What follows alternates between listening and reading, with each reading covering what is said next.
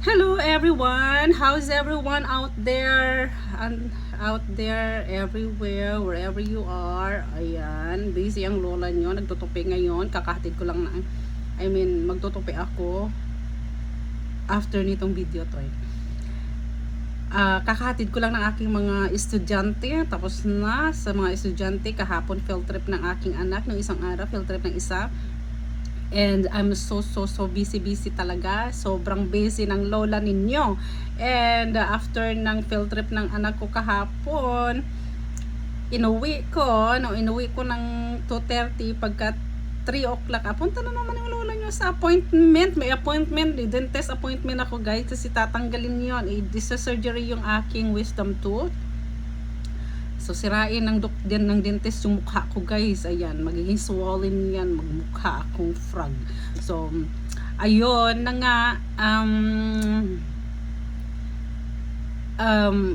Busy ang lola nyo. And today, mayroong appointment yung isa kong anak. So, mamaya susunduin ko siya ng mga 1:20.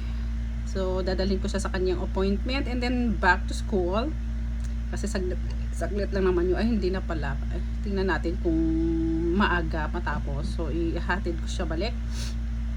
And then, after that, ayan, naglinis na ako ng sasakyan ko. So, dumating na yung aking cabin air filters para sa aking sasakyan. Kasi, naamoy ko na guys, para siyang amoy,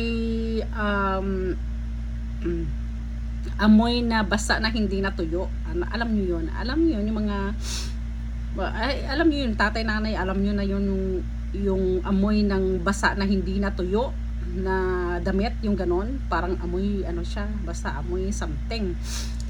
Ayan, so papalitan ko na talaga siya kasi hindi ko na kaya. Every time na i-turn on ko yung aking sasakyan, na amoy ko siya guys, and I hate it. I hate that smell. Ayan, tapos pagkatapos ko magpalit, maglinis ako ng sasakyan. After ng linis sa sasakyan, hindi ako nagpapalinis pa ngayon kasi yung Pauline, sayang lang yung $36 guys, $37 sa sa palinis, para lang excuse me, para lang dumihan ulit ng Pauline. So ang ginawa ko is magbabacuum lang ako, sa shower ko lang, tsaka punasan ko lang ng very light. So, yun na nga. And, kailangan kong uminom ng kape.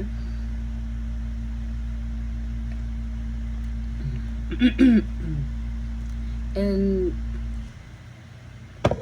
take a little bit of ano ba tawag nun? Pinch ba tawag nun? Yung magpunit. May bahala na. Bisaya na lang tayo. Then, saw to my kape. You know guys, this is my husband cup. Yeah, it's still here. Yun na lang. And, excuse me. 3, 2, 1, charo!